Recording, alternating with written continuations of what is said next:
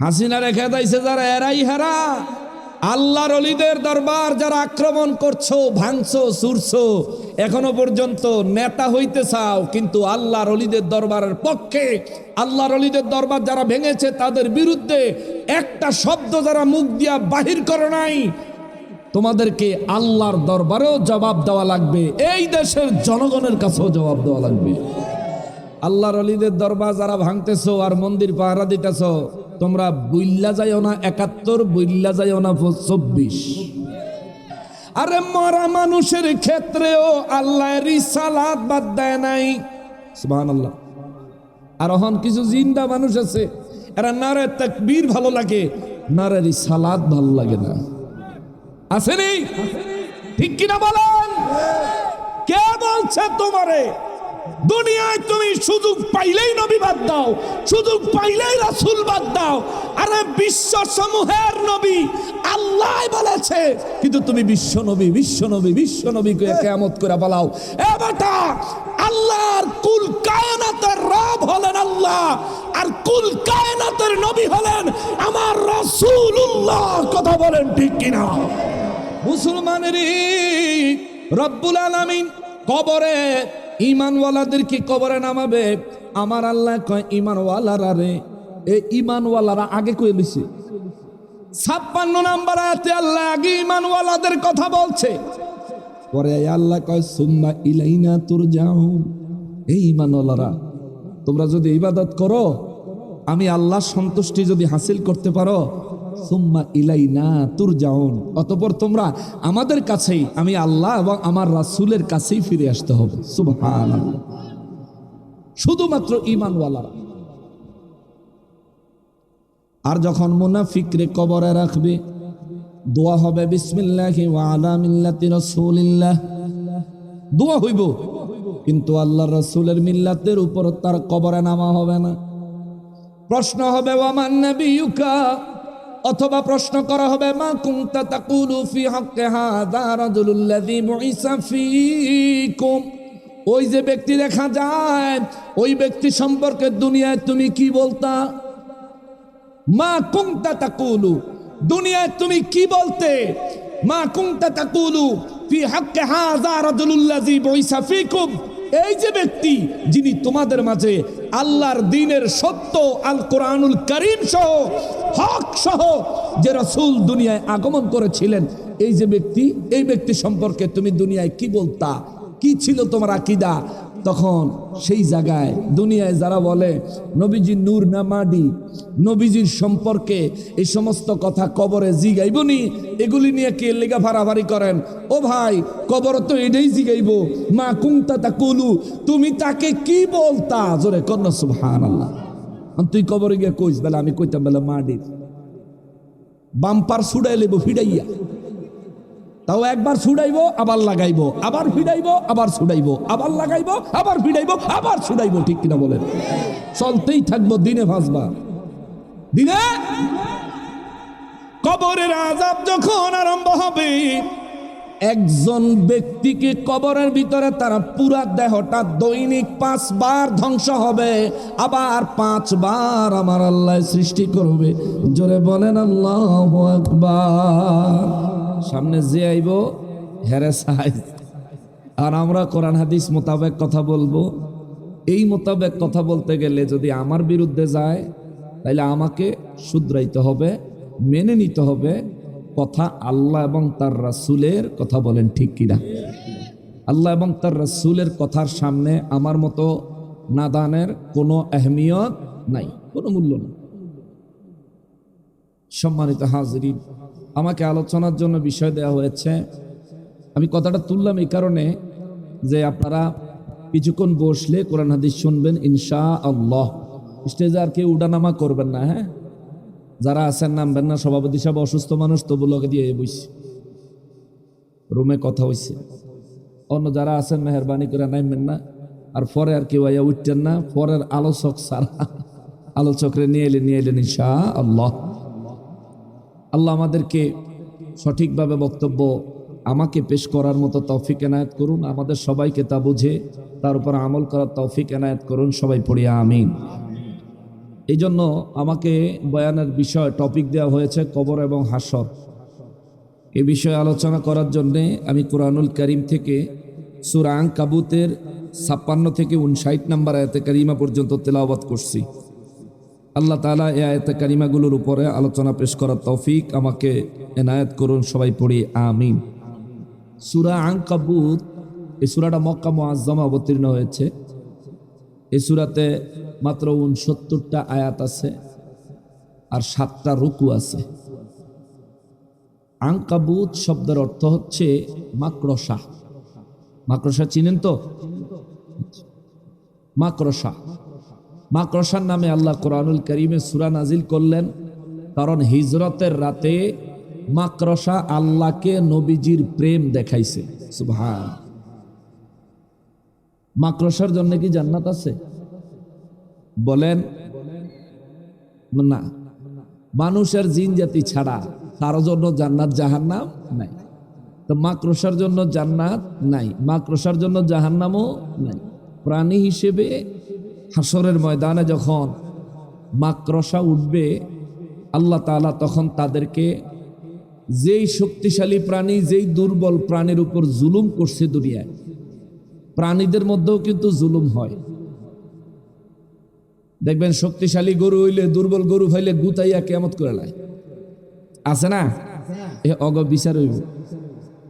হাসরের ময়দানে আল্লাহ দুর্বলকে সবল বানাবে, আর দুনিয়ায় যেটা সবল গুতাইছে এটারে দুর্বল বানাইবে। বানাইয়া রোজ হাসরের ময়দানে আল্লাহ বলবেন, তোরে যে কটা গুতা দিছে আল্লাহ তুই সেই কটা দে। দিলে পরে সমান সমান হইব। পরে আল্লাহর নির্দেশে এরা সবাই জমিনের সাথে মিশে যাবে। জোরে পড়েন সুবহানাল্লাহ। এই কথাটা মাকড়সায় জানতো কিনা? জানতো যে তার জন্য জান্নাতও নাই, জাহান্নামও নাই। কিন্তু মাকড়সায় আমার নবীকে জাবালে সওর বলে, আবার জাবালে সুর বলে, হিজরতের পাহাড়। ওখানে আমার নবীকে পেয়ে মাকড়সা নবীর জন্য নিজের প্রেম উজাড় করে দিয়া চলার পথে জাল বানায়া কাফেরদেরকে বিভ্রান্ত করে আল্লাহর দরবারে নিজেকে নবীর প্রেমিক হিসেবে প্রমাণ দিয়েছে। আর আল্লাহ গোটা মাকড়সার নামে কোরআন শরীফ একটা সূরা নাজিল করে দিয়েছে। সুবহানাল্লাহ। এখান থেকে কি বুঝলাম? নবীর প্রেমিক হইলে খুশি হয় কে? মাকড়সার উপর খুশি হয়েছে আল্লাহ। শুধু কি তাই? কোরআন শরীফের একটা সূরা আছে, সূরাতুল কাহাফ। আসহাবে কাহাফ 7 জন আল্লাহর প্রিয় বান্দাদের জন্য আল্লাহ সূরাটা নাজিল করছেন, তাদের ঘটনাকে কেন্দ্র করে। কিন্তু তাদের মধ্যে 8 নাম্বার একজন, যার নাম ছিল কিতমির, একটা কুকুর। এই আল্লাহর প্রিয় বান্দাদের সঙ্গে কুকুরটা লেগে থাকার কারণে 309 বছর আল্লাহর এই প্রিয় বান্দারা ঘুমেছিলেন, এই কুকুরটাও ঘুমেছিল। সুবহানাল্লাহ। আবার 309 বছর পরে আল্লাহ রব্বুল ইজ্জাত তার উপর এমন খুশি হলেন, আমার নবী বর্ণনা করেছেন, এই কুকুরটাকে রোজ হাসরের ময়দানে আল্লাহ মানুষ বানায়া জান্নাতে দিবে। সুবহানাল্লাহ। এই জন্য আল্লাহ কোরআন শরীফে বলেন, ওয়াকুনু মা'আস সাদিকিন, তোমরা সৎ লোকদের সঙ্গ লাভ করো। আর মুরব্বীরা এই জন্যই বলে, সৎ সঙ্গে স্বর্গবাস, অসৎ সঙ্গে সর্বনাশ। কিন্তু এখন দেখেন এমন এক জামানা এসে গেছে, আল্লাহর অলিদের চাইতে সৎ ব্যক্তি, আল্লাহ ওয়ালাদের চাইতে সৎ ব্যক্তি এই জমিনে আর কেউ আছে? কিন্তু ওনাদের সাথে মানুষ সম্পর্ক রাখলেই যত সব ফতুয়া, মদখোর, গাঞ্জাখোর, জুয়াখোর, টাস খেলাইন না, জুয়ার ভোট বয় না, এদের সাথে কেউ যদি সম্পর্ক রাখে, এ বেটার বিরুদ্ধে ফতুয়া দেয় না কেউ। আর সুদ ঘুষের ওয়াজ তো 1.5 বছর আগে শেখ হাসিনার লগেই বাংলাদেশের থেকে গেছে গা। সুদ আর ঘুষের ওয়াজ এটা গত 1.5 বছর আগে শেখ হাসিনার লগেই হেলিকপ্টারে করে গেছে গা। যারা সুদ ঘুষের ওয়াজ করতো হেরা আর জিন্দা নাই, হেরা হনার হেই ওয়াজ করে না, করলে নিজে উপরে পড়ে। আচ্ছা যাক, গেলাম না ওদিকে। বাবা, আল্লাহর ওলিদের সোহবত আপনাকে মুক্তি দিতে পারে পাপ থেকে, আপনার অন্তরকে মুক্তি দিতে পারে গুনাহের কলুষিয়ত থেকে, আপনার অন্তরের অন্ধকার দূর করে ঈমানের নূর প্রজ্বলন করতে পারে আল্লাহর ওলির সোহবতে। জোরে কন্যা সুবহানাল্লাহ। আমি ওদিকে যাব না, আমি আয়াতে কারিমার আলোকে কথা বলবো। সূরার নামের উপর কথা বলতে গিয়ে এই আলোচনাগুলো করলাম। আমার টপিক হচ্ছে কবর এবং হাসর। এই টপিকে আলোচনা করার জন্য সূরা আনকাবুতের 56 থেকে 59 নম্বর আয়াতে কারিমা পর্যন্ত মাত্র 4খানা আয়াতে কারিমা তেলাওয়াত করেছি। আল্লাহ রাব্বুল আলামিন বলেন, বিসমিল্লাহির রহমানির রহিম, ইয়া ইবাদিয়াল্লাযীনা আমানু ইন্না আরদি ওয়াসিআতুন ফাইয়ায়া ফা'বুদুন। আওয়াজ করে বলেন আল্লাহু আকবার। রব্বুল আলামিন বলেন, ইয়া ইবাদি, হে আমার বান্দারা রে, আল্লাযীনা আমানু, যারা ঈমান এনেছো। ইচ্ছা করলে ঈমানওয়ালাদেরকে আলাদা না করলেও আমার আল্লাহ পারতেন, কিন্তু রব্বুল আলামিন ঈমানওয়ালাদেরকে আলাদা করলেন। আল্লাহ বললেন, হে আমার ঈমানওয়ালা বান্দারা রে। কেননা যদি শুধুমাত্র আল্লাহ বলতেন হে আমার বান্দারা, তাইলে আমরা কার বান্দা? কথা বলেন। হিন্দুরা কার বান্দা? ইহুদি খ্রিস্টান কাফের বেঈমান নাসারারা কার বান্দা? সবাই আল্লাহর বান্দা। মুসলমান রূপী মুনাফিক গুলোও আল্লাহর বান্দা, ঠিক কিনা? রব্বুল ইজ্জত জানেন সবাই আল্লাহর বান্দা। কেউ স্বীকার করুক কিংবা কেউ স্বীকার না করুক, স্বীকার করলেও সে আল্লাহর বান্দা, স্বীকার না করলেও সে আল্লাহর বান্দা।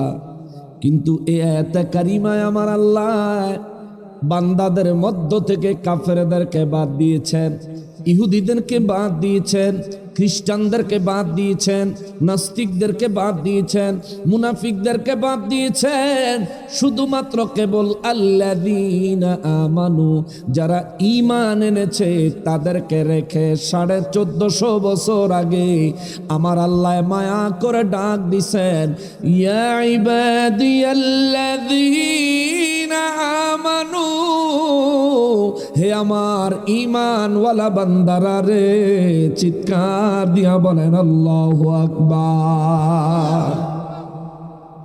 আরে ভৈরবের মানুষ, এবার জবান খুলে বলেন, আমরা ঈমানওয়ালা না ঈমান হারা? জোরে বলেন, ঈমানওয়ালা না ঈমান হারা? আমরা যেহেতু ঈমানওয়ালা বান্দা, 1450 বছর আগে আমার আল্লাহ যখন ডাক দিয়েছেন, হে আমার ঈমানওয়ালা বান্দারা রে, 1450 বছর আগে দুনিয়ায় আমি আসি নাই, কিন্তু দুনিয়ায় যে আসবো এই কথা আমার আল্লাহ জানতেন কি জানতেন না? 1450 বছর আগে আল্লাহ আমাকে, আপনাকে, আমাদের সবাইকে হিসাব করে একসাথে বলেছেন, ইয়া ইবাদিয়াল্লাযীনা আমানু, হে আমার ঈমানওয়ালা বান্দারা। চিৎকার দিয়া বলেন সুবহানাল্লাহ। রব্বুল ইজ্জত কত মায়া করে ডাক দিছেন, অথচ আমরা ঈমানদার, আমরা গুনাহ করিনি। জোরে বলেন, আমরা পাপ করিনি, মিথ্যা কথা বলিনি, ওজনে ব্যবসায়ীরা কম দেয়নি, টুপি মাথা দিয়েও ওজনে কম দেয়, আবার কেউ ওজনে ঠিক দিল পচা জিনিস ঢুকাইয়া দেয়, আছে না? হ্যাঁ মুসলমানেরই, আমরা যত নেক আমল করি সমস্ত নেক আমলগুলি দেখেন কি? যদি গুনাহ করি দেখে কি? দেখেনি। গুনাহ দেখে, পাপ দেখে, তাহলে কোন সাহসে গুনাহ করে? একটা বার নিজের প্রশ্ন করেন না, কোত্থেকে আসলো আপনারা তো হিম্মত? কোত্থেকে আসলো এত সাহস আপনার? এই দুনিয়ার মালিক কি? বিশ্বাস হয়নি? আয়াতের পরের অংশে আল্লাহ কয়, ইন্না আরদি ওয়াসিআতুন, আওয়াজ করে বলেন আল্লাহু আকবার। রব্বুল আলামিন বলেন, হে আমার ঈমানওয়ালা বান্দারা রে, নিশ্চয়ই নিশ্চয়ই আমি আল্লাহ আমার এই জমিনকে প্রশস্ত করেছি। সুবহানাল্লাহ। এই জমিন কার? জোরে বলেন, এই জমিন কার? এই জমিন প্রশস্ত করেছেন কে? আল্লাহ কয়, ঈমানওয়ালারা এই জমিন আমি আল্লাহ প্রশস্ত করেছি। জমিনের মালিক আমার আল্লাহ। এই জমিনের উপর যত নেয়ামত রাজি আছে, সমস্ত নেয়ামত রাজির মালিক কে? প্রত্যেক মুহূর্তে আমরা যে নিঃশ্বাস নেই, নিঃশ্বাস নেওয়ার সঙ্গে যে অক্সিজেন গ্রহণ করি, এই অক্সিজেনের মালিক কি? আমরা যে ছাড়ার সময় কার্বন ডাই অক্সাইড ছাড়ি, এটার মালিক কি? নিঃশ্বাস নিলাম কিন্তু ছাড়ার ক্ষমতা কার হাতে? কার কার কার হাতে? নিঃশ্বাস নেওয়ার ক্ষমতা আমার আল্লাহর হাতে। নিঃশ্বাস নেওয়ার পর ছাড়ার ক্ষমতা আমার আল্লাহর হাতে। যেই ব্যক্তি নিঃশ্বাস নিছে কিন্তু ছাড়ার ক্ষমতা আল্লাহ যারা দেয় নাই, ওই ব্যক্তির দুনিয়ার থেকে খরচ হয়ে গেছে। ঠিক কিনা? হায়াত ফুরাইয়া গেছে। তারে আর কেউ ভোটার হিসাবে গণে না, তারে কোনো সন্তান আর আব্বা ডাকে না, কোনো বিবি তারে তার স্বামী, তার বর্তমান স্বামী বলে আর স্বীকৃতি দেয় না। বিবি বলে আমার মৃত স্বামী, পোলায় কয় আমার মৃত বাবা। মুসলমানেরই সামান্য নিঃশ্বাসের কাছে আপনি জিম্মি। চিন্তা করেন, সামান্য নিঃশ্বাসের কাছে আপনি জিম্মি। আপনি বাড়ি গাড়ি ধন সম্পদ পাওয়ার ক্ষমতা, কত কিছুর চিন্তা আপনি করলেন, মাগার নিঃশ্বাস বন্ধ হলে যার দরবারে হাজির হতে হবে, রোজ হাসরে যার সামনে নিজের পুরো জিন্দেগির আমলের হিসাব দিতে হবে, ওই রব্বুল ইজ্জাতের দরবারে আপনার জীবনের হিসাব দেওয়ার মতন কোনো হিসাবই আপনি তৈরি করেন নাই, আপনি চিন্তাই করেন নাই, আপনার মাথায় এটা আসেই না। আপনি যে ঈশান নামাজ পড়েন নাই, রব্বুল ইজ্জাত আপনার হাসরের ময়দানে দাঁড় করায়া সর্বপ্রথম নামাজের কথা জিজ্ঞাসা করবে। ওই জিজ্ঞাসা করলে আপনাকে জবাব দিতে হবে, আপনাকে জবাব দেওয়াই লাগবে, দেওয়াই লাগবে, দেওয়াই লাগবে। আজকে যদি কোর্ট থেকে ভৈরব থানায় আপনার বিরুদ্ধে একটা ওয়ারেন্ট আসে, আপনি থানায় যোগাযোগ করবেন, উকিলের সাথে যোগাযোগ করবেন, কোর্টে যাবেন, কে মামলা করলো তার সঙ্গে যোগাযোগের চেষ্টা করবেন। কোনো না কোনোভাবে জামিন নেওয়ার জন্য পাগল পারা হয়ে যাবেন। যদি জামিন না নেন, বাড়িতে আইসা পুলিশ আপনারে গ্রেফতার করব। ও মিয়া, এই দুনিয়ায় যদি আপনি গ্রেফতার হন, আপনি গ্রেফতার হওয়ার পরেও জামিন নেওয়ার সুযোগ আছে। গ্রেফতার হওয়ার পরেও আপনার মামলার শুনানি হবে বারে বারে বারে বারে বারে বারে। এ মুসলমানের রোজ হাসরের ময়দানে যখন আপনি দাঁড়াবেন, জীবনের সমস্ত আমলের হিসাব দেওয়া লাগবে। যদি একবার চিন্তা করেন হাসরের ময়দান থেকে বের হয়ে আসি, দুনিয়াতে আইসা আবার নতুন করে আমল আখলাক করে রোজ হাসরে আল্লাহর দরবারে দাঁড়াই, বলেন এমন কোন সুযোগ পাইবেননি? বলেন আসেনি? একটু নাই? একটা দিন সুযোগ পাইতেন না? একটা দিন বলে একদিনের 5 ওয়াক্ত নামাজ পড়ে আসি, ফজরের থেকে দইরা একেবারে আসার নামাজ পর্যন্ত সারাদিন আল্লাহর ইবাদত থেকে বাথরুমও যামুনা, এক অজু কইরা সারাদিন কাটায় দিব। মালিক মাত্র একটা দিন সময় দাও, দুনিয়ায় যাব, দিবনি? একদিন দিত না? তাইলে শুধু এশার নামাজ তো আজকে অনেকেই পড়েন নাই, অনেকে নিয়ত করছেন এশার নামাজ মাশাআল্লাহ পড়তে নই না, নিয়ত করছে বাদ দিয়া ঘুমায় থাকবেন। আছে না নিয়ত? হ্যাঁ, অনেকের আছে, অনেকের আছে। এ মুসলমানের, আজকের এশার নামাজ না পড়ে যে ব্যক্তি ঘুমাইয়া যাবেন, ওই ব্যক্তি আল্লাহ দরবারে রোজ হাসরের ময়দানে যদি ফরিয়াদ করেন, আল্লাহ একদিন সময় দিতেন না, তাহলে একটা ওয়াক্ত নামাজ তো দুনিয়ার থেকে পয়রা আসে, একটু সময় দান দিবনি, দিত না? কি বলেন, দিত না? এটা জানেন আপনি? এটা আপনার জানা আছে যে এক ওয়াক্ত নামাজ আদায় করতে দুনিয়ার কোনো কাজ না, দুনিয়ার জন্য না, যে আমি আল্লাহ তোমার নামাজের না পড়াইছি, নামাজের হিসাবটা তো টান দিছ, আল্লাহ এশার নামাজটা শুধু পড়াই, একটা সুযোগ দাও আল্লাহ, দিব? এটা জানেননি আপনি? বাবা বিশ্বাস করেন, এটা জানেন আপনি? আপনি যদি এটা জানেন তাহলে কোন সাহসে আপনি নামাজ পড়েন না? কোত্থেকে আসলো আপনার এত সাহস? কিভাবে আসলো এত সাহস? চিন্তা করেন আপনি, আপনি কত দুঃসাহসের কাজ করতেছেন। আপনি জান্নাতে যাওয়ার আশা রাখেন, কিন্তু জান্নাতে যাওয়ার কোনো কামই করেন না আপনি। মুসলমানের কোন ব্যক্তি যদি এক ওয়াক্ত নামাজের সময় চায়, আল্লাহ দিব না।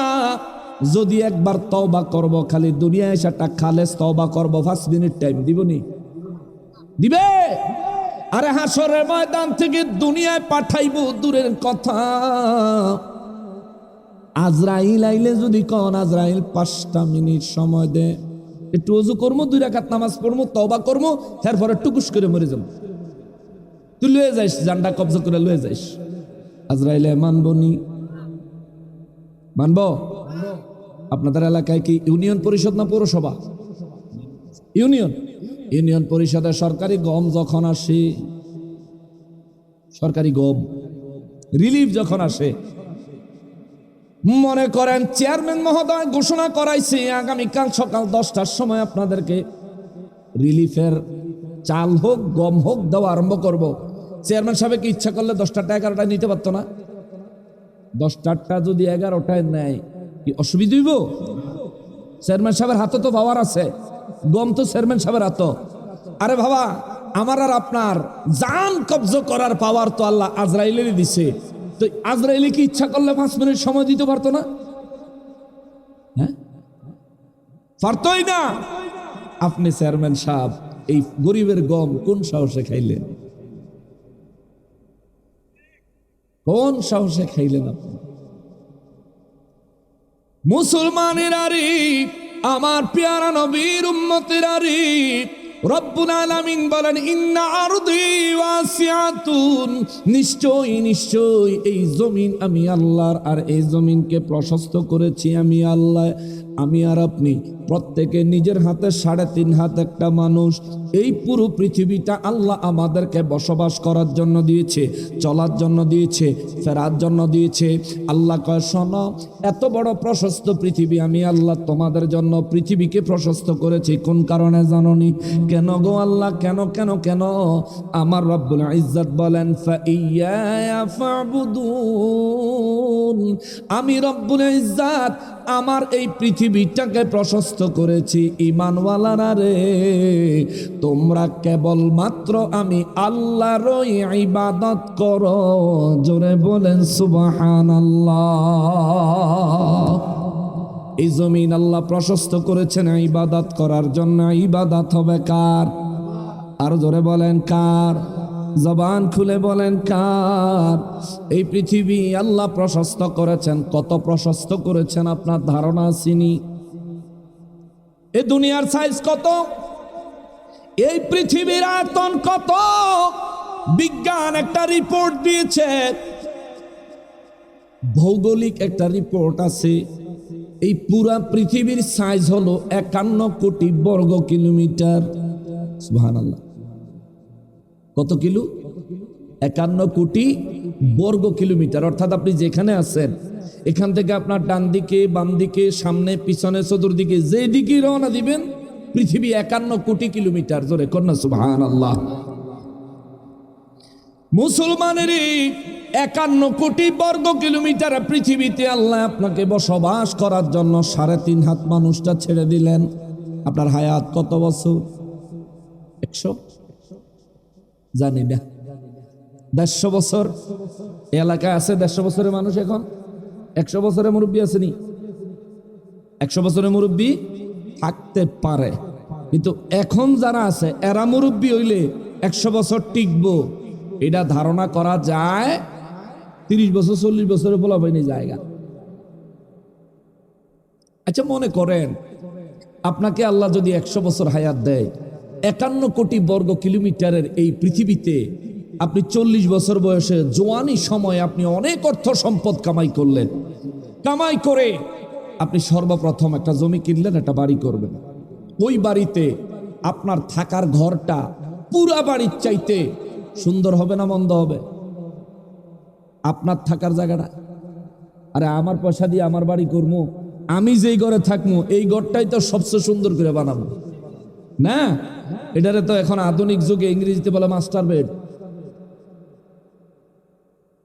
দেখো বলে মাস্টার বেড। আমার মাস্টার বেড যেই ঘরে আমি থাকবো ওই ঘরের টাইলস আর সারা বিল্ডিং এর টাইলস মিলতো না। আমার রুমের ফার্নিচার, আমার মাস্টার বেডের ফার্নিচার আর অন্য অন্য সারা বাড়ির ফার্নিচার মিলতো।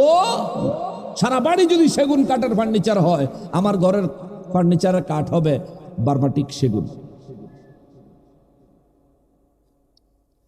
মুসলমানের এই কথাটা উল্লেখ করলাম আমি এই কারণে, আপনি 40 বছর হায়াতে জিন্দেগি পার করার পর নিজের জন্য একটা বাড়ি বানাইলেন, এত সুন্দর করে একটা ঘর বানাইলেন, আপনার জন্য এত সুন্দর একটা রুম বানাইলেন।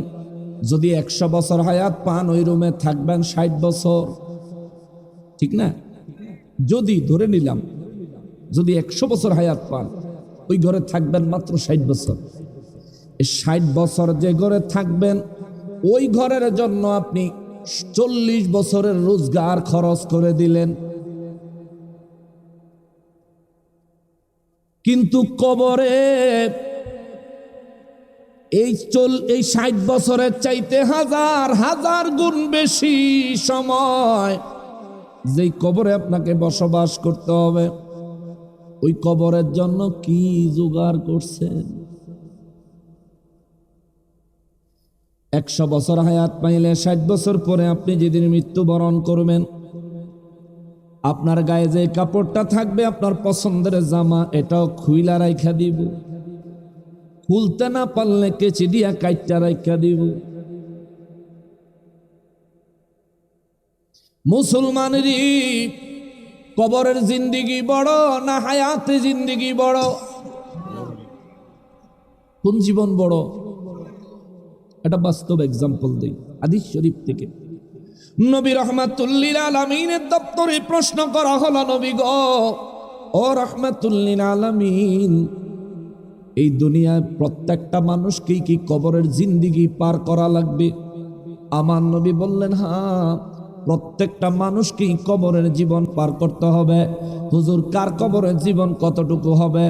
আমার নবী বলেন প্রত্যেক ব্যক্তি ইন্তেকালের পর, কবরে প্রবেশ করার পর কিয়ামত পর্যন্ত কবরে থাকতে হবে।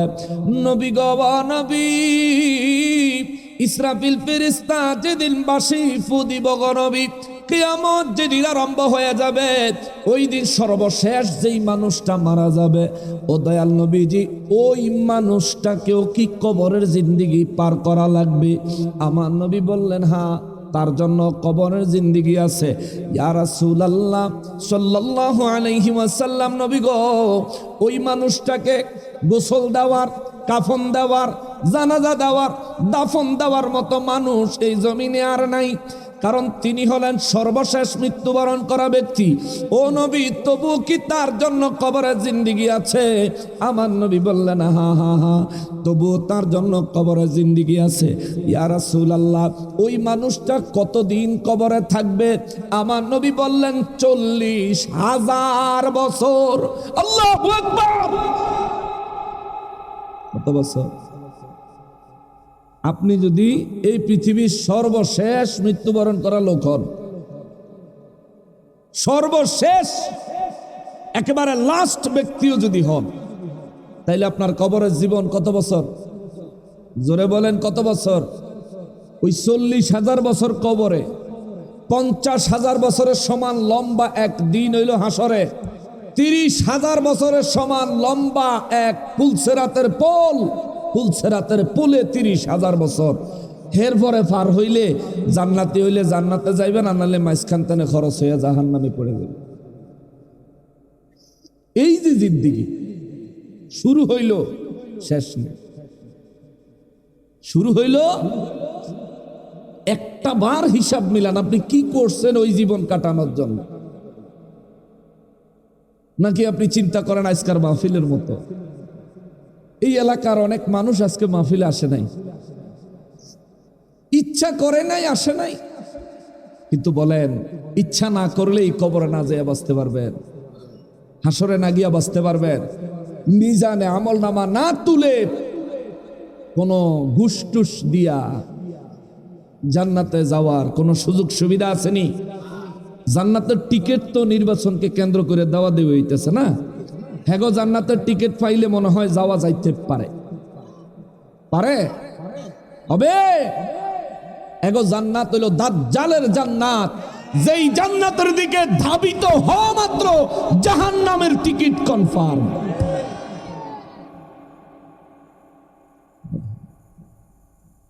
আমি আপনার জীবনের একটা হিসাব নিয়ে বসছি আজকে, আপনার জীবনের খাতা খুলে বসলাম। জিন্দেগির হিসাব মিলায় দেখেন, কবরে কমপক্ষে 40,000 বছর যদি এই পৃথিবীর সর্বশেষ ব্যক্তি হন আপনি, কিন্তু কিয়ামত কবে হবে নির্দিষ্ট সাল আমাদের জানা নাই। জানি আমরা মুহররমের 10 তারিখ শুক্রবার আসরের নামাজের পরে মাগরিবের নামাজের পূর্ব সময় কিয়ামত আরম্ভ হবে। যদি আগামী মুহররমে আপনি মারা যান, যদি সর্বশেষ ব্যক্তি হন, তাইলে আপনাকে 40,000 বছর কবরে থাকতে হবে। নবী বলেন এই কবর তোমার জন্য অন্ধকার ঘর। নবী বলেন এই কবর তোমার জন্য আযাবের গর্ত। নবী বলেন এই কবর তোমার জন্য বিছানাহীন। নবী বলেন এই কবরটা তোমার জন্য পোশাক পরিচ্ছদবিহীন। নবী বলেন এই কবরটা তোমার জন্য খাওয়া দাওয়া ছাড়া অভুক্ত থাকার জায়গা। যদি তুমি ঈমান এবং আমলকে মজবুত করে কবরে না ঢুকো, আর যে ব্যক্তি ঈমান এবং আমলকে মজবুত করে কবরে ঢুকবে, আমার রব্বুল ইজ্জাত তার ঈমানের নূর দিয়া কবরকে আলোকিত করবে। সুবহানাল্লাহ। তার ঈমানের নূর দিয়ে অন্ধকার কবর আলোকিত হবে। আমার নবী বলেন সংকীর্ণ কবর প্রশস্ত হবে। সাহাবায়ে কেরাম জিজ্ঞেস করেন, নবী গো সংকীর্ণ কবর কতটা প্রশস্ত হবে? আমার নবী বলেন মুমিনের চোখের দৃষ্টিশক্তি যত দূর যায়, চতুর্দিকে তার কবরটা তত দূর আমার আল্লাহ প্রশস্ত করে দিবে। আরো জোরে বলেন সুবহানাল্লাহ। আমার নবী বলেন যেই মুমিনের অন্তরে আহলে বাইতের মহব্বত থাকবে, ওই মুমিনের জন্য আমার আল্লাহ তার কবরে জান্নাতি বিছানা লাগাইয়া দিবে। ওই মুমিনের গায়ে আল্লাহ জান্নাতি পোশাক পরাইয়া দিবে। আর যে মুমিন তার জিন্দেগি হক প্রতিষ্ঠার জন্য কুরবান করবে, ওই মুমিনের জন্য কবরে আমার আল্লাহ বাল আহইয়াউন ইনদা রাব্বিহিম ইউরযাকুন। ঈমানওয়ালা হতে হবে। প্রথমে স্বীকৃতি দিছেন আমরা ঈমানওয়ালা, এরপরে আমার আল্লাহ বলেন ফাইয়া ফাবুদুন।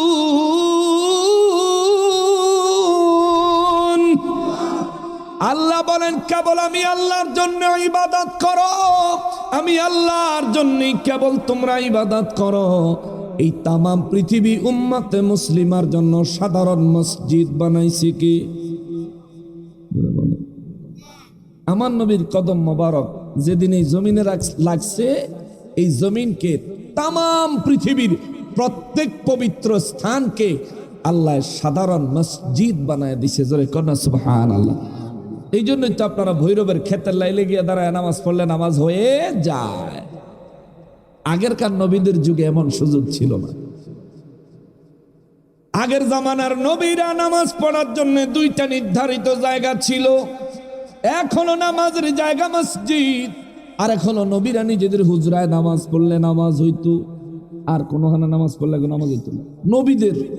আর তাদের উম্মতদের ক্ষেত্রে সুযোগ ছিল শুধুমাত্র নামাজের নির্দিষ্ট স্থান অর্থাৎ মসজিদে গিয়ে নামাজ পড়তে হবে, এছাড়া নামাজ হবে না। এই শরীয়ত আমাদের জন্য যদি হইতো সহজ হইতো না কঠিন হইতো? কঠিন হয়ে যাইত।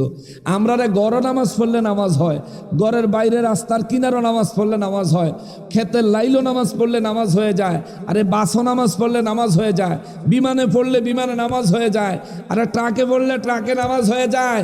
এরপর আমরা পড়ি না। আমরা মুসলমান মাশাআল্লাহ।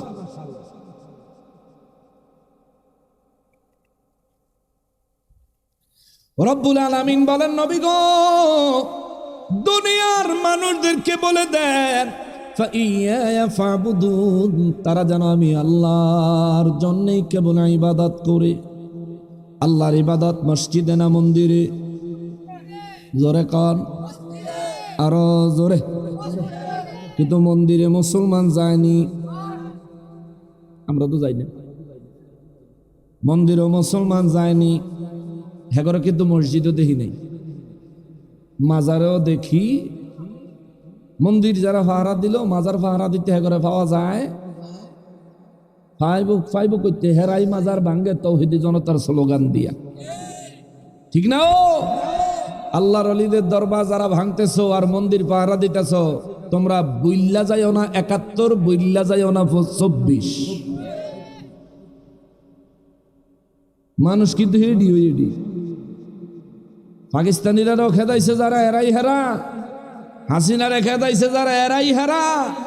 আল্লাহর ওলিদের দরবার যারা আক্রমণ করছো, ভাঙছো, চুরছো, এখনো পর্যন্ত নেতা হইতে চাও, কিন্তু আল্লাহর ওলিদের দরবারের পক্ষে, আল্লাহর ওলিদের দরবার যারা ভেঙেছে তাদের বিরুদ্ধে একটা শব্দ যারা মুখ দিয়া বাহির করে নাই, তোমাদেরকে আল্লাহর দরবারেও জবাব দেওয়া লাগবে, এই দেশের জনগণের কাছেও জবাব দেওয়া লাগবে। এখন কি কইতাম না কইতাম না? সত্যি কথা কি কমু না? নির্বাচনের আগে যদি কইতাম না পারি, তো নির্বাচনের পরে তো সৌন হয়ে যেত না, ঠিক কিনা বলেন? মুসলমানেরই, আমার পেয়ারা নবীর উম্মতেরারি মন্দিরে গেলেন, পাহারা দিলেন, মূর্তিরে তাজিম দিলেন, মাগার মিলাদের কিয়ামও আপনার পাওয়া যায় না, ঠিক না? রাসূলের ইজ্জত করব হেন পাওয়া যায় না। আপনি ফতুয়া দেন, না না নবীজিরে দাঁড়াইয়া সালাম দেওয়া যাবে না, বেদাত। আপনি কইলেন, এইটা কইয়া এরপরে দিয়ে আপনি মিলাদও দাঁড়াইলেন না, বাহ মারহাবা মারহাবা, অনেক ধন্যবাদ, ভালো ফতুয়া দিচ্ছেন। এরপরে কি? আপনি মূর্তির সেজদা দিলেন, আপনার দলের লোক দিল, মূর্তির সামনে আপনার দলের লোক গীতা পড়ল, শেষ পর্যন্ত কলা পাতা বিছাইয়া পূজার প্রসাদ আপনার দলের লোকে খাইল। এখন কইবেন যে আমার দলের লোক খাইছে, আপনি আমার একা কর। ও মিয়া, কেউ যদি অন্যায় করে তার প্রতিবাদ করা মুসলমানের ইমানি দায়িত্ব, আর আপনার দলের লোক হইলে তো আপনার প্রতিবাদ করা ডবল দায়িত্ব। কিন্তু আপনি করেন, তার মানে কি বোঝা যায়? বন্ধু যা করছে ঠিকই আছে, ঠিক এইটা বোঝা যায় না? খান আপনারা পূজার প্রসাদ খাইতে থাকেন, আমরা মিলাদের তবরুক খাইতে থাকি। দেখা হইব হাসরের ময়দানে, কথা বলেন ঠিক কিনা?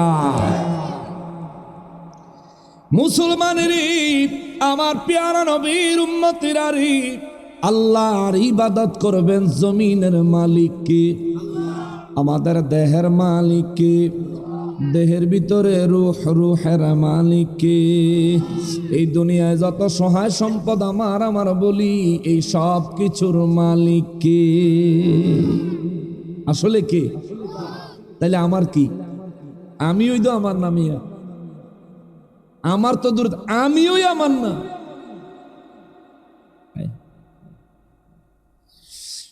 এই জন্য আমার রব্বুল আলামিন বলেন, হে আমার ঈমানওয়ালা বান্দারারে, ইন্না আরদি ওয়াসিআতুন, নিশ্চয় আমি আমার জমিনকে প্রশস্ত করেছি। মাস্তানি, চুরি, ডাকাতি, বদমাইশি, মন্দিরে গিয়া পাহারাদারি, এ সমস্ত কুকর্ম করার জন্য নয়। আমি রব্বুল আলামিন এই জমিনকে প্রশস্ত করেছি ফাইয়া ফাবুদুন, তোমরা কেবল আমি আল্লাহর ইবাদত করবে। আর জমিন আমি প্রশস্ত করছি শুধুমাত্র এই জন্য তোমরা আমি আল্লাহর ইবাদত করবা, তা না, তা না। আল্লাহ বলেন, কুল্লু নাফসিন যায়িকাতুল মাউত,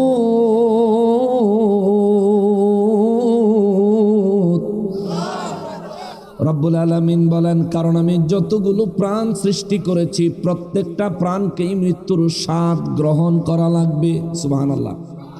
আপনার প্রাণ আসেনি, তাহলে মৃত্যুর স্বাদ আপনার জন্য বাজেট আসেনি, আসেনি।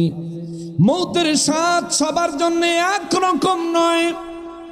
আমার নবী বলেন, গুনাহগার, কাফির, মুনাফিক, বেঈমানের জন্য মৌত হলে এত কষ্টকর, জীবন্ত বকরির গায়ের থেকে চামড়া টাইনা খুলে ফেললে বকরির যত কষ্ট হবে, গুনাহগার, মুনাফিক, কাফির, বেঈমানের জন্য মৃত্যুর কষ্টটা হবে তার চাইতেও ভয়ঙ্কর। আল্লাহু আকবার। আপনি এত কষ্টের মৃত্যু চান? চান? তাহলে আপনার জন্য অল্টারনেটিভ আরেকটা ব্যবস্থা আছে, দ্বিতীয় আরেকটা ব্যবস্থা আছে। আমার নবী বলেন, যে ব্যক্তি ঈমানের সহিত আমলি জিন্দেগি করবে, আমার নবী বলেন এই মানুষটার মৌত হবে এমন, আটার কাই খামির আছে না, আটার খামির চিনেন তো? আটা বা ময়দার খামির, খামিরের ভিতরে যদি একটা চুল থাকে, নবী বলেন খামিরের ভিতরে চুলটা টাইনা বাহির করলে যেমনি ভাবে খামিরের খবর পায় না, খামিরের কোনো অসুবিধা হয় না, খামিরের শেপ নষ্ট হয়ে যায় না, খামির যেমনে নড়ে চড়ে না, আমার নবী বলেন মুমিনের জান কবজা করার সময় খামিরের ভিতর থেকে চুল বের করার নেই, আরামে বের হয়ে যাবে। চিৎকার দিয়া বলেন সুবহানাল্লাহ। নবী বলেন আরো সহজ পদ্ধতি আছে। সুবহানাল্লাহ। আর আপনার উপর ডিপেন্ড করবে আপনি কোনটা বাইসা নেবেন। আমার দিছে কবর হাসর আগে আপনি করে মাইরে লই, এরপরে কবরে ডুবাইয়া হাসরে লই যান। মরার আগে জিন্দা হাসরে গিয়া ফায়দা হইতো না। দ্বিতীয় আরেকটা চয়েস আছে। আমার নবী রাহমাতুল লিল আলামিন বলেন, যে ব্যক্তি ইন্তেকালের সময় আমি নবীর দিদার পাবে, সুবহানাল্লাহ, যে ব্যক্তি ইন্তেকালের সময় আমি নবীর দিদার পাবে, ওই ব্যক্তির জানটা এমন ভাবে বের হবে, মা বাচ্চাকে দুধ পান করাইতে করাইতে ঘুম পাড়াইয়া দিলে বাচ্চা যখন ঘুমাইয়া যায়, ওই বাচ্চার মুখ থেকে মা নিজের দুধটা যখন টান দিয়া বাহির করে নেয়, বাচ্চার যেমন ঘুমের অসুবিধা হয় না, ঘুম ভাঙে না, ব্যথা পায় না, কষ্ট পায় না, আমার নবী বলেন আমার কোন উম্মত যখন আমাকে দেখতে দেখতে তার জান আজরাইলের হাতে দিবে, তখন আমার উম্মত এর চাইতেও আরো আরামের মৃত্যু বরণ করবে। সুবহানাল্লাহ। এবার আপনি চিন্তা করেন, ছাগলের চামড়া জীবন্ত টাইনা খুলতে যত কষ্ট, এত কষ্টের মৃত্যু কি আপনি চান? চান না, কিন্তু কাজকর্ম দেখলে তো এইটা ছাড়া আপনার ভাগ্যে আর কিছু জুটবো আমার মনে হয় না। শুধু আপনার ক্ষেত্রে না, আমি নিজের কথা যদি বলি, নিজেও এই ধরনের আসামি। দয়া চাই কার কাছে? রহমত চাই কার কাছে? জীবনের সমস্ত গুনাহগুলো ক্ষমা চাই কার কাছে? আল্লাহ ওয়াদা করি আর জীবনে গুনাহ করব না। জোরে বলেন আমিন। সবাই কয় না, অনেকে করব গুনাহ, করেন, অসুবিধা নাই, করেন। মৌত যখন আপনার আসবে, ওই সময় আপনার পাশে দাঁড়ায় থাকা আমার চাকরি হবে না, আর আমি দাঁড়ায় থাকলেও আপনাকে কিছু করতে পারবো না। রব্বুল আলামিন বলেন, কুল্লু নাফসি যায়িকাতুল মাউত। আল্লাহ বলেন যতগুলো প্রাণ আমি আল্লাহ বানাইছি, প্রত্যেকটা প্রাণকে মৃত্যুর স্বাদ গ্রহণ করা লাগবে। প্রত্যেকটা প্রাণ ওই মৌতের স্বাদ গ্রহণ করতে হবে। স্বাদ, মরে যেতে হবে এটা না, মৃত্যুর স্বাদ গ্রহণ করতে হবে। পানির একটা স্বাদ আছে নি, একটা স্বাদ আছে না, এটা খাইলে, এই পান করলে পানির টেস্ট মুখে কয় ঘন্টা থাকে? আজীবন থাকে? কিছুক্ষণ পরেই আবার মুখের নরমাল টেস্টে ফিরে আসে, পানির টেস্ট হারায় যায়। আপনি কমলা খাইলেন, আপেল খাইলেন, আপেল কমলার যে টেস্ট, এটা খাওয়ার সময় জিহ্বায় লাগলো, আপনার কি সারা জীবন জিহ্বায় লেগে থাকবে? কিছুক্ষণ পরেই আবার এই টেস্ট চলে যাবে, স্বাভাবিক টেস্টে ফিরে আসবে।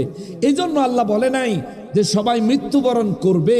আল্লাহ বলছেন যায়িকাতুল মাউত, মৌতের স্বাদ গ্রহণ করতে হবে। অর্থাৎ মানুষ ইন্তেকালের পর কবরে ঢুকা পর্যন্ত তার মৃত্যুর টাইম, মৃত্যুর স্বাদ, ইন্তেকালের সময় যেই যন্ত্রণা কিংবা আরাম নসিব হয়, এটা হলো মৃত্যুর স্বাদ। আর মৃত্যুর সময়, এই মৃত্যুবরণ করার পর থেকে কবরে ঢুকা পর্যন্ত এইটুকু সময় হলো মৌতের সময়। এরপরে তার শরীরে জান দিয়া এই মুনকার নাকির ফেরেশতা যখন তার প্রশ্নের পর্ব শুরু করে, এই যে জান দিল, তার দেহ থেকে মৌতের ন্যায় আর কখনো তার দেহ থেকে প্রাণ বের করে নেওয়া হয় না। তাহলে কবরের মধ্যে কাফেরেরা জিন্দা না মুর্দা? কথা কর আরো জোরে। কাফেরেরা কবরে জিন্দা, মুনাফিকরা জিন্দা, মুসলমান আর যদি আল্লাহর ওলি হয় তাহলে ডবল জিন্দা।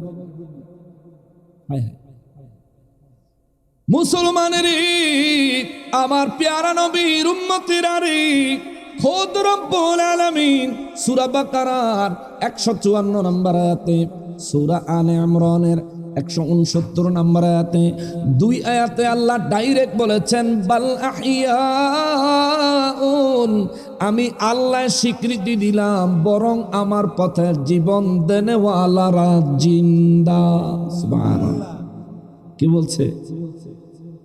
কে বলছেন? আল্লাহ। আপনাদের কষ্ট হইতেছে, একটু কোরআন হাদিস শুনতে একটু কষ্ট হইবই। এখন আবার একটু গজল টজল গাইলে আপনাকে ভালো লাগবে, এটা জানি। গজলের হুজুর আছে, আইব সিরিয়ালে। আমি ওয়াজের ভিতরে বাবা গজল গাই না।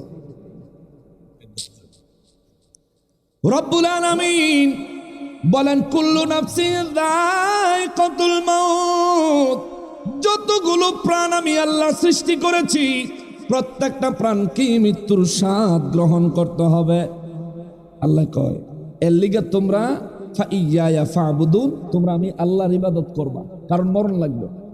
সুবহানাল্লাহ কর, কারণ মরণ লাগবে। এখন আমরা মরণ লাগবো নি? বৈরবের কি সবাই মরণ লাগবো? 2-1 না মরলে হইতো না। এখানে যারা আছেন, আমগো সভাপতি সাহেব তো সম্মানীয় মানুষ, আজকের মাহফিলের সভাপতি সাহেব, ওনারও কি মরণ লাগবো? লাগবো। মৃত্যু থেকে পালানোর কোন সুযোগ? নাস্তিক আল্লাহকে বিশ্বাস করে না, কিন্তু মৃত্যুকে অস্বীকার করার সুযোগ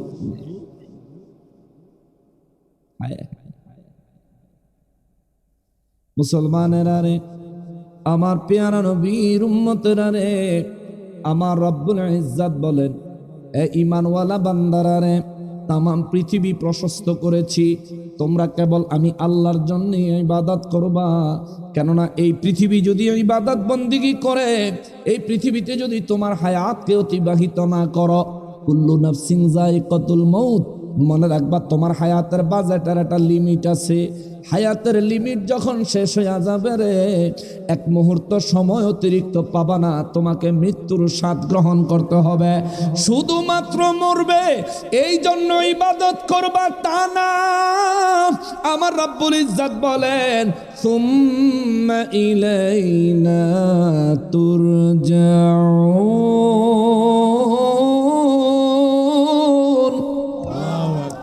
আল্লাহ বলেন মৌতের পরে সুম্মা তারপর ইলাইনা, আমাদের দিকে, আমাদের কাছে, তুরজাউন, তোমাদেরকে ফিরে আসতে হবে। সুবহানাল্লাহ। ইবাদত যে করবা, শুধু মরবা এই ভয়ে না, মরার পরে সুম্মা ইলাইনা তুরজাউন, তোমরা আমাদের দিকে ফিরে আসতে হবে। আল্লাহু আকবার। আল্লাহ কয়জন? জোরে বলেন। মানুষ মারা যাওয়ার পর কার কাছে ফিরে যায়? জোরে বলেন, কার কাছে? আল্লাহ কয়জন? তাহলে একজন হইলে আল্লাহ বলতেন আমার কাছে ফিরে আসতে হবে, কিন্তু আল্লাহ বলতেছেন ইলাইনা, আমাদের কাছে, আমাদের দিকে। সুবহানাল্লাহ। এখন আমাদের কি এক না অধিক? এক না অধিক? আল্লাহ কি বুঝে না যে ইলাইনা কইলে একাধিক হবে? আল্লাহ বুঝে কি বুঝে না? বুঝাই আল্লাহ কয় সুম্মা ইলাইনা তুরজাউন, অতঃপর তোমরা আমাদের দিকে ফিরে আসতে হবে। এ মুসলমান, এই দুনিয়ায় তাওহীদি মুসলমান আছে, আমরা শুধু তাওহীদি নই, আমরা তাওহীদ এবং রিসালাতের মুসলমান। কি কারণে? কারণটা কি?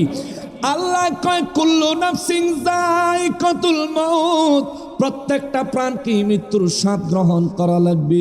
সুম্মা ইলাইনা তুরজাউন, অতঃপর প্রত্যেকটা প্রাণকে আমি আল্লাহর দিকে, আমার দিকে ফিরে আসতে হবে। না না, আল্লাহ বলেন ইলাইনা, আমাদের দিকেই ফিরে আসতে হবে। আমাদের কেন বললেন? আল্লাহ শুধু তাওহীদের কথা এখানে বলে নাই, তাওহীদের সঙ্গে রিসালাতকেও রাখছে। আমাদের দিকে বললেন কারণ হলো, আপনার এই ভৈরবে যখন লোক মারা যায়, কোনো মানুষ মারা যায়, পুরুষ হোক নারী হোক, কবরে নামানোর সময় কি পড়ে? বিসমিল্লাহি ওয়া আলা মিল্লাতি রাসূলিল্লাহ। কোনো মানুষ মারা গেলে, কোনো মুসলমান মারা গেলে, তারা কবরে রাখার সময় পড়তে হয় বিসমিল্লাহি, আল্লাহর নামে শুরু করলাম, শুরু আল্লাহ তোমার নামে, ওয়া আলা মিল্লাতি রাসূলিল্লাহ, এবং তোমার রাসূলের মিল্লাতের উপরে কবরে রাখলাম। ও আল্লাহ, তোমার বান্দারে তোমার নামে, তোমার রাসূলের মিল্লাতের উপরে। এই জন্যই তো আমার আল্লাহ কয় সুম্মা ইলাইনা তুরজাউন, অতঃপর তোমাদেরকে আমাদের কাছেই ফিরে আসতে হবে, আমাদের দিকেই ফিরে আসতে হবে। চিৎকার দিয়া পড়েন সুবহানাল্লাহ। আরে মরা মানুষের ক্ষেত্রেও আল্লাহ রিসালাত বাদ দেয় নাই, সুবহানাল্লাহ।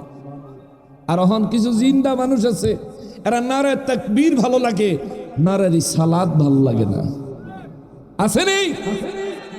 অথচ কবরে নামানোর সময়, কবরে ঢুকানোর সময়, কবরে রাখার সময়, কবর দেওয়ার সময় আল্লাহ কয় সুম্মা ইলাইনা তুরজাউন, অতঃপর তোমাদেরকে আমাদের কাছে, আমাদের দিকে ফিরে আসতে হবে, আমাদের দিকে, অর্থাৎ আমি আল্লাহ এবং আমার রাসূলের দিকে। এরে মুসলমানেরা, যারা তাওহীদের স্লোগান দেয় কিন্তু রিসালাতের স্লোগান দিতে চায় না, ওদের কবরে প্রশ্ন হবে তিনটা, আমাদের কবরেও প্রশ্ন হবে তিনটা। ওই তিন প্রশ্নের মধ্যে ফাইনাল প্রশ্ন, সর্বশেষ প্রশ্ন, যেই প্রশ্নের উত্তর দিতে না পারলে জাহান্নাম, উত্তর দিতে পারলেই জান্নাত নসিব হবে। ওই প্রশ্ন কি আল্লাহকে নিয়ে না নবীকে নিয়ে? ওইটা কি তাওহীদের প্রশ্ন না রিসালাতে? কবরের নামানোর সময় রিসালাত লাগছে, কবরের আযাব থেকে বাঁচার জন্য রিসালাত লাগবে।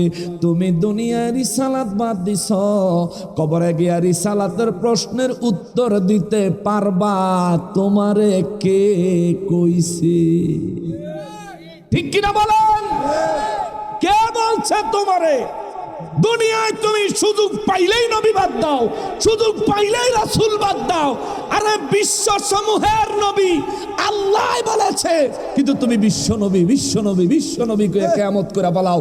এ বেটা, আল্লাহর কুল কায়নাতের রব হলেন আল্লাহ, আর কুল কায়নাতের নবী হলেন আমার রাসূলুল্লাহ। কথা বলেন ঠিক কিনা?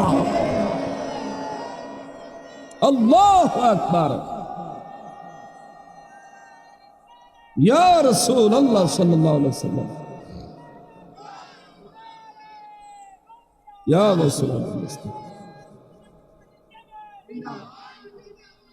কষ্ট হয়ে যেতেছে আমি গো। আমার টাইম আছে 3 মিনিট, না বেশি দীর্ঘ করা যাইতো না। শোনেন বাবা, আমি আয়াতে কারিমার উপর কথা বলে শেষ করব। আমার যদি একটু সময় দেন আর কি, একটু বেসুরা বেসুরা ওয়াজ আর কি, আমার সুরটুর বেশি ভালো না। মুসলমানের রব্বুল আলামিন কবরে ঈমানওয়ালাদেরকে কবরে নামাবে। আমার আল্লাহ কয় ঈমানওয়ালারা রে, এই ঈমানওয়ালারা আগে কই লইছে। 56 নম্বর আয়াতে আল্লাহ আগে ঈমানওয়ালাদের কথা বলছে, পরে আল্লাহ কয় সুম্মা ইলাইনা তুরজাউন। এই ঈমানওয়ালারা, তোমরা যদি ইবাদত করো, আমি আল্লাহর সন্তুষ্টি যদি হাসিল করতে পারো, সুম্মা ইলাইনা তুরজাউন, অতঃপর তোমরা আমাদের কাছেই, আমি আল্লাহ এবং আমার রাসূলের কাছেই ফিরে আসতে হবে। সুবহানাল্লাহ। শুধুমাত্র ঈমানওয়ালারা। আর যখন মুনাফিকরে কবরে রাখবে, দোয়া হবে বিসমিল্লাহি ওয়া আলা মিল্লাতি রাসূলিল্লাহ, দোয়া হইব, কিন্তু আল্লাহর রাসূলের মিল্লাতের উপর তার কবরে নামা হবে না। প্রশ্ন হবে ওয়া মান নাবিয়ুকা, অথবা প্রশ্ন করা হবে মা কুনতা তাকুলু ফি হাক্কি হাযা রাজুলুল্লাযী বুইসা ফীকুম, ওই যে ব্যক্তি দেখা যায়, ওই ব্যক্তি সম্পর্কে দুনিয়ায় তুমি কি বলতা? মা কুনতা তাকুলু, দুনিয়ায় তুমি কি বলতে? মা কুনতা তাকুলু ফি হাক্কি হাযা রাজুলুল্লাযী বুইসা ফীকুম, এই যে ব্যক্তি যিনি তোমাদের মাঝে আল্লাহর দ্বীনের সত্য আল কোরআনুল কারীম সহ হক সহ যে রাসূল দুনিয়ায় আগমন করেছিলেন, এই যে ব্যক্তি, এই ব্যক্তি সম্পর্কে তুমি দুনিয়ায় কি বলতা? কি ছিল তোমার আকীদা? তখন সেই জায়গায় দুনিয়ায় যারা বলে নবীজি নূর না মাটি, নবীজির সম্পর্কে এই সমস্ত কথা কবরে জিগাইবনি, এগুলি নিয়ে কে লেগা ফারাফারি করেন? ও ভাই, কবর তো এটাই জিগাইব, মা কুনতা তাকুলু, তুমি তাকে কি বলতা? জোরে কন্যা সুবহানাল্লাহ। তুই কবরে গিয়ে কইস, বেলা আমি কইতাম বেলা মাটির বাম্পার ছুড়াই লেব ফিডাইয়া, তাও একবার ছুড়াইবো আবার লাগাইবো, আবার ফিডাইবো আবার ছুড়াইবো, আবার লাগাইবো আবার ফিডাইবো আবার ছুড়াইবো, ঠিক কিনা বলেন? চলতেই থাকবো দিনে ভাসবা দিনে।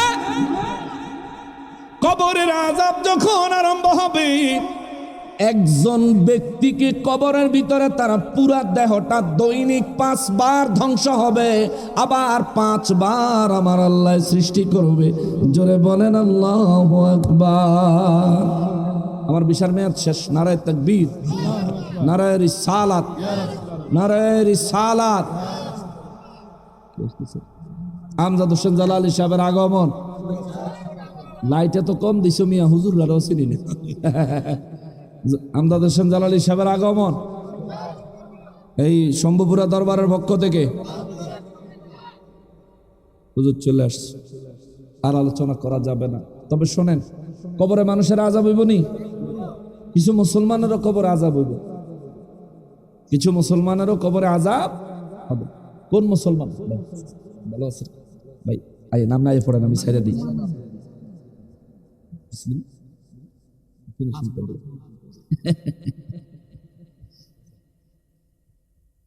আপনারা চাইলে আমি 5 মিনিট বলবো। ভাই পারমিশন দিচ্ছে, ভাই বলছে বলেন। আচ্ছা বাবা, কিছু সংক্ষেপ কিছু আমলের কথা বলি। কবরের ভিতরে কিছু মুসলমানের আযাব হবে। কোন মুসলমান? যারা প্রস্রাব করে ঠিক মতো পবিত্র হয় না, এদের কবরে আযাব হবে। কিছু মানুষ আছে প্রস্রাব করার পর তড়ি ঘড়ি করে পানি খরচ করে ফেলে, ঢিলা বা কুলুক ব্যবহার করে না, যার কারণে তার পরবর্তীতে দেখা যায় তার সামান্য সামান্য প্রস্রাব বের হয়ে কাপড় নাপাক হয় বা শরীরেও লাগে। এই ব্যক্তি আবার এই কাপড় দিয়ে দেখা যায় যে তার অত বেশি খেয়াল নাই, সে এটা দিয়ে ওযু করে নামাজ কালাম পড়তেছে। এই ব্যক্তির কবরে আযাব হবে। ওই ব্যক্তির কবরে আযাব হবে যে ব্যক্তি দুনিয়ায় আরেকজনের কথা কান ফাইত্যা শুনত। আসেনি? এটা তো একটা গ্রাম নাকি? এক ঘরের বেডি আরেক ঘরের বেডির বেড়ার কিনারও গিয়া সন্ধ্যাবেলা কেউ দেখে না, কান লাগাইয়া থই। এই ঘরও কি হইতে আছে, হেডারে আবার বাইর করিয়া সোহালনের আগেই মাশাআল্লাহ এটারে মার্কেটিং করে আসছে। আসেনি এমন? খবরদার, এই চগল খোর, এই চগল খোরের কবরে আযাব হবে। যে নারী বেপরদায় চলে তার কবরে আযাব হবে। যে মানুষ নামাজ তরক করে তার কবরে আযাব হবে। তরক করে, নামাজ ছাইরেই দিলেন, পড়লেন ওই না। এখন প্রস্রাবেরটা প্রথমে যে আইলো, আমাদের দেশের যুবক ছেলেরা যারা আছে এই মাদ্রাসাত পড়েন না হুজুর ছাড়া, এদের মধ্যে কয়জন আছে পবিত্র হয়? মুসলমান তো দাঁড়ায়া প্রস্রাব করাই কবিরা গুণ। এটা দাঁড়ায়া কইরা লাইরা সাইরা ভিতরে ঢুয়াইলিস। টিস্যু কি আর ফানি কি? আবার করবার সময় হইলে মোবাইলে কথা কইতে আছে, নাহলে দুইটাই যে দুই মুড়া মাঝে মধ্যে দেখিতে হাইওয়ে রেস্টুরেন্টে মানে দাঁড়ায়া করার সিস্টেম, দুইটাই দুই মুড়া খারাইছে, হেন্দা চলতে আছে আর হেন্দা আলাপ করতে আছে। ব্যাক কল একটু সরব নাইবে যা, তোর বেটা ইজ্জতই নেই। প্রসাব করার সময় গরু তো হাম্বা করে না বেটা, জরুরত ছাড়া সময় কুকুরও চিৎকার দেয় না, কুকুরে আওয়াজ করে না। তুমি একটা মানুষ হয়েছে আশরাফুল মাখলুকাত, লজ্জারও তো ব্যাপার। এ সময় তুমি আলাপ করতে থাও। আবার তুমি জানো যে তোমার কাপড় পবিত্র না। একজন আলেম কিংবা একটা যে কোনো নামাজি মানুষ যদি নামাজের রক্ত ডাক দেয় করে, আরে নামাজও যাই, কাপড় বালা না, এরকম বলে কিনা? আমার যুবক ভাই, সত্যি যদি তোমার কাপড় নাপাক হয়, এই অবস্থায় তোমার মৌত আসতে পারেনি না। কাপড় নাপাক হইলে আজরাইল কোন আইয়ে না, না আইয়ে না, না না আইতো না, আসবো তাইলে ভাই, ও ভাই, ভাই রে, দুনিয়াতে আসার সময় তোমার বাবাও শিশু, তোমার দাদাও শিশু, তুমিও শিশু, কিন্তু যাওয়ার কালে সবাই বুড়া না। যাওয়ার কালে সবার চুল দাড়ি পাকা হয় না রে ভাই। সব সময় মৌতের জন্য প্রস্তুত থাকতে হবে। কাপড় পবিত্র রাখবেন, ওযু করে থাকবেন, যতদূর সম্ভব ওযু করে থাকবেন, 5 ওয়াক্ত নামাজ পড়বেন, নাহলে কবরে আযাব হবে, মুসিবত হবে, কবরে আযাব হবে। রোজ হাশরের ময়দানে সর্বপ্রথম হিসাব হবে নামাজের। প্রথম হিসাব কিসের? এই প্রথম জায়গাতেই তো আপনি গ্রেফতার। এক নম্বর চিন্তা করেন, এই যে রাস্তায় রাত্রে চলি, হাইওয়ে রোডের মধ্যে পুলিশ চেক থাকে, চেকপোস্ট থাকে। পুলিশে যদি জিগাই পেলে আপনি কইতে আইলেন, আর আমি যদি কইতে না পাই, আমার কি ছাইরা দিব না, গ্রেফতার করবো? যে পহিলা প্রশ্নটা উত্তর দিতে হলো না, বেজাল আছে, ধর বেজাল আছে। ভাই, আল্লাহর দরবার আমার রাসূল বলেছেন, কেউ যদি নামাজের হিসাব আল্লাহ প্রথম নেওয়ার সময় যদি সুন্দরভাবে তার নামাজের হিসাব সে দিতে পারে, তার পরবর্তী হিসাবগুলো আল্লাহ সহজ করে দিবে। সুবহানাল্লাহ। বাচ্চারা দেখবেন পরীক্ষা দেয়, যে সমস্ত ছাত্ররা খাতার প্রথম দিয়া যেই উত্তরগুলো 100 কনফার্ম জানে, এটা হলো টেকনিক। এই উত্তরগুলো আগে লেখে, লেখা খাতার কয়েক পৃষ্ঠা ভরে লায়। পরীক্ষক যে খাতা কাটে, সে যখন খাতাটারে উল্টে দেখে, না রে হয়তো ভালোই লেখছে রে, tick tick tick tick mark, আবার tick tick tick tick mark, ঠিক আছে তারে নাম্বার দিলাম। পরে কয় না ছাত্র ভালো আছে, পরের ডি ভালোই হইব, পরের ডি হালকা খালি চোখ বুলাই আর মার্ক দেয়, চোখ বুলাই আর মার্ক দেয়, ঠিক কিনা বলেন? প্রথম দিয়া যদি বালায়, আর ফইলা যদি লেখা থন যে কি কি কারণে সালাত নষ্ট হইয়া যায়। পরীক্ষার খাতার ভিতরে এক ফোলায় লেখছে, আগে শশা কাটিয়া রাখলে সালাত নষ্ট হইয়া যায়। শশা বলে কাটিয়া রাখলে আগে।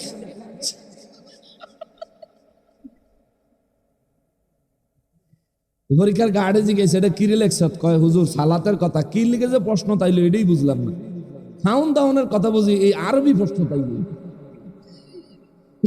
ইসলাম শিক্ষা প্রশ্ন তাইছে কি কি কারণে সালাত নষ্ট হইয়া যায়। গাদারে এটা এই সালাত না ব্যাকল। হুজুর তাইলে কোন সালাত? কয়টা সালাত হলো নামাজ। থাক হুজুর, আমি এই দই ফারি আর ফারি না। কারণ সালাত নষ্ট হওয়ার কারণ হইলো 19টা, বলা 19টা কারণ জানে না মুসলমান। বাবারে 5 ওয়াক্ত নামাজ পড়ে প্রথম কৌশল শিখাইয়া দেই যে নামাজের হিসাব, জীবনে যা নামাজ কাজা করছেন হেডিতে বাঁচবেন কেমনে, বাসার একটা লাইন দেখাইয়া দিমনি। এটা সিহন বুদ্ধি, এটা চিকন বুদ্ধি। এই বক্তব্যটা আমি অনেক আগে দিচ্ছি, এটা অনলাইনে খুব ভাইরালও হয়েছে। আপনারা যারা শুনতে পারেন নাই তাদের জন্য বলি, নবী বলেছেন মাগরিবের নামাজের পর 2 রাকাত করে 6 রাকাত আওয়াবির নামাজ পড়লে 12 বছর দিনের বেলা রোজা রাখার, সারা রাত নামাজ পড়ার সওয়াব আল্লাহ দান করবে। সুবহানাল্লাহ। এক দিনে 12 বছর, তাইলে আপনার বয়স হিসাব কইরা আপনি কয়েকদিন পড়ালেন, মাগরিবের নামাজ আদায় করে নামাজ শেষে, হুজুর এটা তো নফল নামাজের সওয়াব আর নফল রোজার সওয়াব আল্লাহ দিবে। হ্যাঁ ভাই, উম্মতে মুহাম্মাদের ফরজ ইবাদতের ঘাটতিকে আল্লাহ নফল ইবাদত দিয়া মিটাইবে। সুবহানাল্লাহ। তাইলে আপনি কিছু নফল ইবাদত কইরা যাইয়েন, এরপরে ফরজের লেগে যখন আপনারা বন্দুক ধরবো, অর্থাৎ গ্রেফতারি পরোয়ানা আইব, তখনই আল্লাহ ফেরেশতাদেরকে বলবে, ফেরেশতারা রে, এটা তো আমার আখিরি নবীর উম্মত, দেহ নফল নামাজ টামাজ আসেনি, তখন আমল নামা খুললে কইবা আল্লাহ নফল নামাজ তো আছে, মানে একেবারে ডেঞ্জারাস আশা আছে অনেক পরিমাণে। কেমন? আল্লাহ এইটা সবে মেরাজের সময়, এটা সুন্নিয়া ছিল, সবে মেরাজের সময়ও মসজিদও গেছে, সবে বরাতের সময় সারা রাত মসজিদও আসিল, আবার মাগরিবের নামাজের পর পর আউয়াবির নামাজও পড়ছে, ফজরের পরে দিয়া 2 রাকাত করে 4 রাকাত সলাতুল ইশরাকও আদায় করছে। আল্লাহ তার আমল নামা তো উমরা হজের সওয়াবেরও টান নাই। আল্লাহ কইব ওই নফল সওয়াবটি আইন না, নফল নামাজটি আইন না, নামাজের ঘাটতিতে নামাজের সওয়াব ঢুকাও, আর অন্যান্য ফরজ ইবাদতের ঘাটতিতে ফরজ নফল এই নফল ইবাদতগুলি আইন না ঢুকাও। জোরে কন্যা সুবহানাল্লাহ। এই সিহন বুদ্ধি দিলাম। তবে এই আশায় আবার চিন্তা করেন না বলে অহন তো জুয়ান আছি, দাড়ি দুড়ি ফাঁকলে একবারে মসজিদও গিয়া এরপরে 115-20 দিন পইরা একেবারে মরে যামুগা, আর কোনো অসুবিধা নাই। এই চিন্তা যদি করেন, চিন্তা মন্দ না, চিন্তা ঠিক আছে, কিন্তু আপনার হায়াতের গ্যারান্টি নেই। এটা যে কোনো মুহূর্তে শেষ হইয়া যাইতে, এটা কি এটা টেহা বরণ লাগেনি? কয়টি আছে দেখা যায়। আমাদের হায়াতের একটা ব্যালেন্স আছে, কিন্তু দেখার কোনো সুযোগ ডেইলি খরচ হইতে আছে, প্রত্যেক মুহূর্তে খরচ হইতে আছে। এই বাইয়ের খরচ হয়, আমারও খরচ। আমি যেন হুজুর, আমি যেন ডেইলি ওয়াজ করি, বাইয়ে যেন ডেইলি ওয়াজ করে, আমগডিও খরচই হয়। চিন্তা করে দেখেন বাবা, হায়াত খরচ হয়ে যাচ্ছে। যদি নিজেকে পরকাল আখিরাতের জন্য তৈরি না করেন, আপনার মতো বোকা কোনো মানুষ আল্লাহর এই জমিনের উপরে আর নেই। সামনে মাহে রমজান আসতেছে, রোজা রাখবেন। রোজা রাখবেন নি? রমজান আসতেছে, রোজা রাখবেন। রোজার ফজিলত আসেনি? হাই হাই হাই হাই, আল্লাহ কা সমলি ওয়া আনা আজিজি বিহি, রোজা আমার জন্য, আর রোজার পুরস্কার প্রতিদান আমি নিজের পক্ষ থেকে এমন দাওয়া দিব, বান্দা খুশি হয়ে যাবে। সুবহানাল্লাহ, বান্দা খুশি হয়ে যাবে, এমন ভাবে দিব। সুতরাং বাবা রোজা রাখবেন। বলছেন আসিয়াম জান্নাতুম মিনান নার, রোজা হইল জাহান্নাম এবং মুমিন ব্যক্তির মাঝখানে ঢাল। জাহান্নাম হাঁকায় আসবে, রোজা জাহান্নাম এবং মুমিনের মাঝখানে বাধা হয়ে দাঁড়াবে। জোরে কন্যা সুবহানাল্লাহ। সুতরাং বাবা, আমার জালালি ভাইয়ের সময় নষ্ট করলাম, আর আপনাদের খেদমতে কিছু আমল আখলাকের কথা বললাম। হাসরের ময়দান বড় কঠিন জায়গা বাবা, ওইখানে কেউ কারো না, বাপে ভূতের পরিচয় দিত না, ভূতে বাপের পরিচয় দিত না। সুতরাং আল্লাহ তাআলা যেন আমাদের সবাইকে নেক আমলের সহিত জীবন যাপন করা, পরকালের জন্য মুমিন হয়ে কবরে দাখিল হওয়ার, রোজ হাসরের ময়দানে মুমিন হইলে অন্তত কাঙ্গাল হইলেও যেন মুমিন হয়ে আল্লাহর দরবারে হাজির হতে পারি। আল্লাহ তৌফিক এনায়েত করুন। সবাই পড়ি আমিন। ওমা আলাইনা ইল্লাল বালাগ। আমার লাগে একটু দোয়া করেন, কেমন করবেন নি? বাইরের কাছেও দোয়া চাই, আপনার কাছেও দোয়া চাই, দোয়া করবেন না ইনশাআল্লাহ? তাহলে একটা টেস্ট করি। রেডি? রেডি? আসসালামু আলাইকুম ওয়া রাহমাতুল্লাহি ওয়া বারাকাতুহু।